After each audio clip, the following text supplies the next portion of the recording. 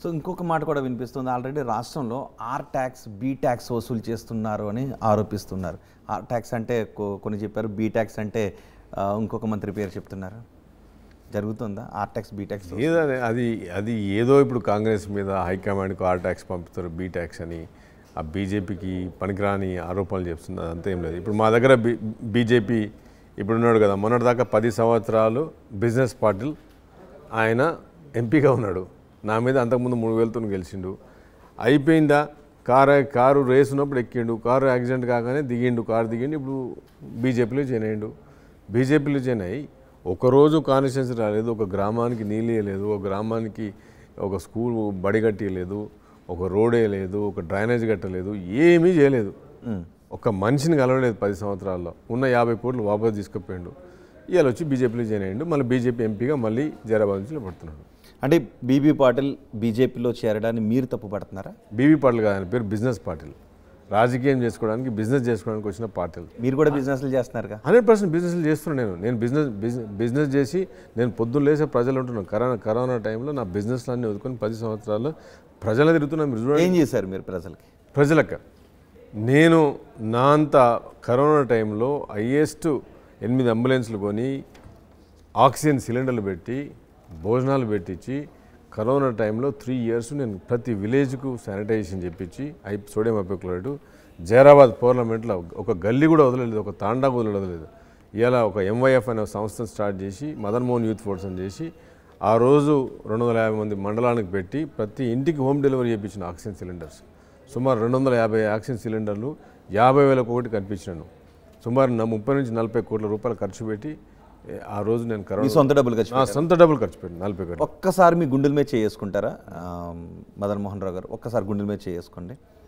మీరు ఏదైతే సేవా కార్యక్రమాలు చేశానని చెప్తున్నారో, రైట్, సొంత డబ్బులు ఇన్ని కోట్లు ఖర్చు పెట్టానని చెప్తున్నారు, అది రాజకీయంగా ఉపయోగపడుతుందన్న ఉద్దేశంతో కాదు, కేవలం ప్రజల మీద ఉన్న ప్రేమతోనే చేశానని చెప్పగలుగుతారా? 100%.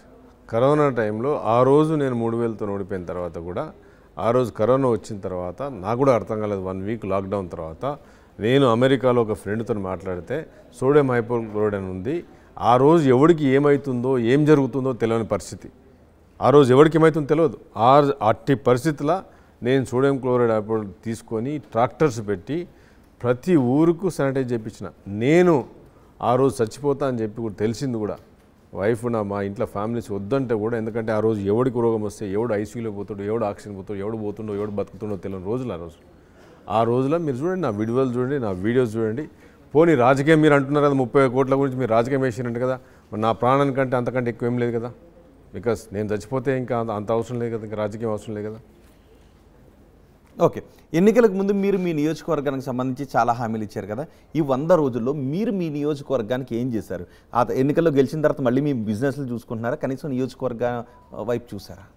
నా అంత నియోజకవర్గంలో పనిచేసిన వాళ్ళు, నాకు మొట్టమొదటిగా నా నియోజకవర్గంలో చాలా పేద కాన్స్టిట్యున్సీ, వాటర్ లేక చచ్చిపోతున్నారు. మిషన్ భగీరథ చాలా తాండాలు, గాంధార్ మండలంలో చాలా తాండాలు ఉన్నాయి, చాలా గ్రామాలు. ఇలా సుమారు 240 బోర్లు కొట్టించిన. ఎందుకంటే హెల్త్ ఏ ప్రాబ్లం ఉన్నా నేను అక్కడే ఉంటున్నా. ఎందుకంటే ఈరోజు మిషన్ భగీరథ పనిచేస్తలేదు, వాటర్ రాక ఊర్లలో పోయి, చెరువులలో పోయి నీళ్ళు తెచ్చుకుంటున్నారు బిందెలలో. ఆ పరిస్థితి ఉంది దగ్గర. గాంధార్ మండలంలో పోయి చెరువులలో పోయి నీళ్ళు పోతంగల గ్రామాల్లో నీళ్ళు తెచ్చుకుంటారు చెరువులకి వెళ్ళి. సోమారం తాండాలో పోయి లేడీస్ 3 కిలోమీటర్లు బిందెలు పట్టుకొని పోతున్నారు. ఇలా మొత్తం అక్కడే ఉండి కలెక్టర్ గారితో మాట్లాడి మొత్తం ఫండ్స్ తీసుకొచ్చి ప్రతి ఊరికి ఇలా బోర్లు పెట్టి ఫిక్స్ చేస్తున్నాను. ఈరోజు నేను ప్రతి హెల్త్ సెంటర్లో ప్రతి ఎవరికి LOC కానీ, వాళ్ళకి ముఖ్యమంత్రి నుంచి CM రిలీఫ్ కానీ, ఏ పని ఉన్నా కానీ 24 hours వాళ్ళకి సపోర్ట్ చేస్తూ ప్రజల్లోనే ఉంటాను.